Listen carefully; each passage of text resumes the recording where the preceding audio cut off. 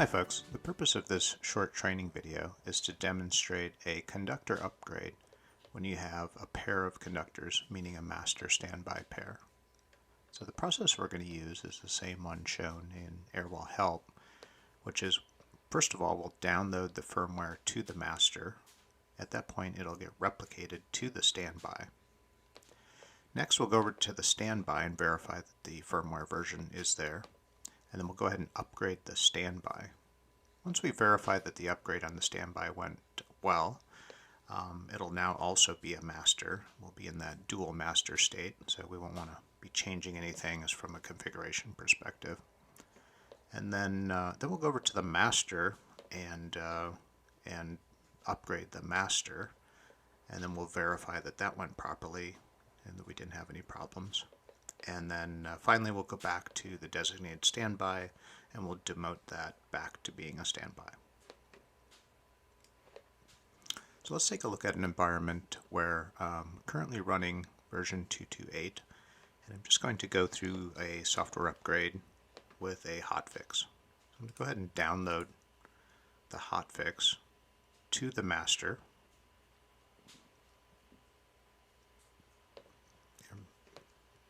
Then we'll go over to the standby,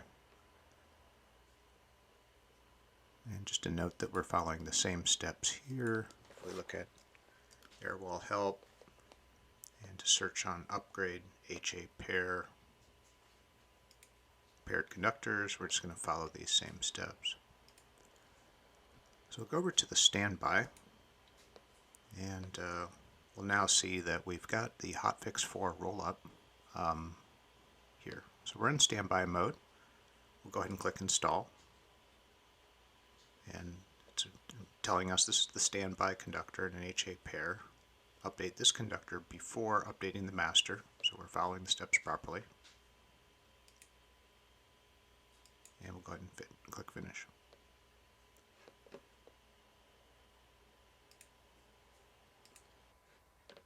After a few minutes we can log back into the standby. You'll be able to validate that indeed our software upgrade went as expected. We now have hotfix 4 installed. You'll also notice that we're no longer in standby, so we're now in the dual master state. We've got this conductor, and if we go check the standby state, it'll say not streaming or replication status.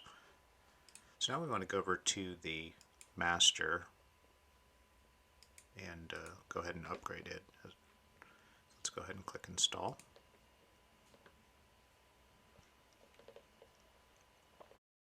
It says ensure that you have updated your standby to the latest firmware before updating this conductor. And we've already done that. And it's always important to create our database backup. We'll go ahead and download that. Click next, and we'll begin our upgrade.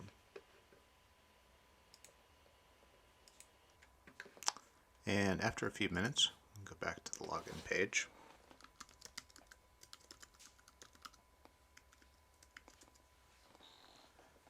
Log into our master. Make sure everything still looks correct.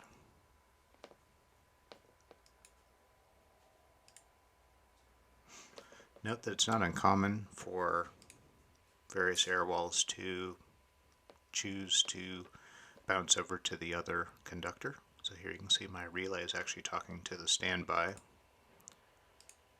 and my Airwall 1 is talking to the master, and that's just fine. Obviously you just don't want to be making configuration changes at this point. So once you validate that the upgrade went fine on the master, go back over to the standby, go to the settings page, and we'll just demote to standby. At this point we'll lose connectivity with the standby, and it'll kind of sit on this screen for a little while it's verifying the replication, and we'll have to log back into the standby. If we go over to the master, at this point it's now going to show backing up database, and then it should change to streaming once the connection is fully backed up and it starts streaming.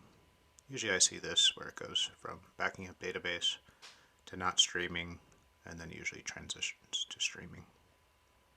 Let's go see what's going on the standby.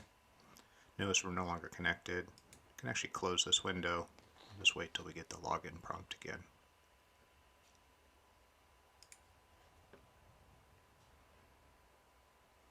Usually takes a few seconds for it to start the streaming process again. We'll be bringing up the standby again in standby mode.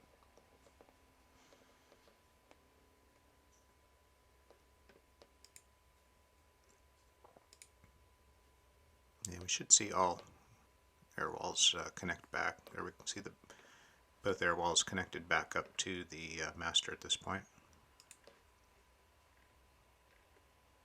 Our status is now changed to streaming, and our Conductor standby login should be back in just a little bit.